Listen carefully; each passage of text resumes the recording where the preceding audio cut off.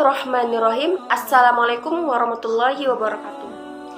Innal hamdalillah nahmaduhu wa nasta'inuhu wa nastaghfiruh wa na'udzu billahi min syururi anfusina wa min sayyiati a'malina. May yahdihillahu fala mudhillalah wa may yudlilhu fala hadiyalah.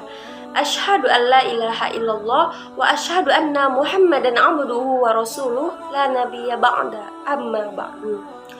Puji dan syukur marilah kita ucapkan kepada Allah Subhanahu wa Ta'ala yang telah memberikan kepada kita nikmat berupa kesehatan sehingga kita dapat melakukan aktivitas seperti biasanya pada hari ini. Shalawat beriringkan salam tak lupa pula kita ucapkan kepada Nabi besar kita, yakni baginda Nabi Muhammad SAW, dengan ucapan Allahumma sholli ala sayyidina Muhammad wa ala ali sayyidina Muhammad. Lingkungan merupakan bagian dari integritas kehidupan manusia. Integritas inilah yang menyebabkan setiap perilaku manusia berpengaruh terhadap lingkungan tetap lestari. Selain membuat kerusakan di muka bumi, Islam juga mempunyai kewajiban untuk menjaga lingkungan, menghormati alam semesta yang mencakup di dalamnya ada manusia, hewan, dan tumbuhan, bahkan makhluk hidup dan yang tak hidup sekalipun. Mungkin di antara kita pernah bertanya, kenapa sih kita menanam tumbuh-tumbuhan dan pepohonan dan merawatnya? Apakah ini tidak mengeluarkan biaya yang tidak sedikit hanya untuk merawat dan menanamnya saja? Apakah hal ini tidak termasuk sia-sia, hanya sekedar untuk pemandangan dan keindahan saja?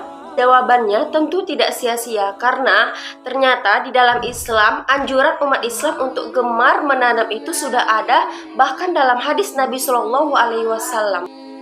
Maka Nabi pernah bersabda bahwa tiada seorang pun muslim yang menanam suatu tanaman atau menumbuhkan suatu tumbuhan, kemudian tumbuhan tersebut dimakan oleh burung, hewan, bahkan manusia sekalipun, melainkan pasti ada yang dilakukan dahulu karena menanam. Nah, hal ini berupa sedekah bagi dia. Nah, dari hadis di atas dapat kita pahami bahwa sangat luar biasa menanam dan merawat tumbuhan yang kita tanam. Tidak hanya untuk sekedar keindahan, pemandangan yang asri, kemudian orang senang memandangnya. Tidak hanya demikian, namun ternyata Islam menganjurkan kita menanam dan merawatnya supaya dimanfaatkan oleh orang lain. Bahkan apabila yang memanfaatkannya itu adalah makhluk Allah Subhanahu wa Ta'ala seperti manusia atau burung-burung yang lainnya, maka yang menanam mendapat pahala sedekah dari Allah Subhanahu wa Ta'ala. Nah, kenapa mendapatkan pahala dari hal ini? Dikarenakan ini termasuk bagian dari sedekah jariyah, di mana di sebuah hadis mengatakan apabila anak Adam mati maka terputus semua amalan pahalanya, kecuali diantaranya Nabi mengatakan sedekah jariyah atau sedekah jariyah. Sedekah ini yang pahalanya terus mengalir, artinya jika seseorang meninggal dunia tetapi ada bekas amal itu, maka akan terus berlanjut dan dimanfaatkan oleh orang lain atau makhluk Allah Subhanahu wa Ta'ala, maka orang yang menanamnya tersebut terus mendapatkan aliran pahala dari Allah Subhanahu wa Ta'ala. Sekarang sudah banyak yang melakukan gerakan yang dikatakan sebagai reboisasi, penghijauan. Ternyata Islam sudah lama menganjurkannya sejak 1400 tahun yang lalu. Maka dari itu, kita sebagai umat Islam agar menjaga kelestarian lingkungan alam ini berupa kebersihannya, keutuhannya, kesehatannya,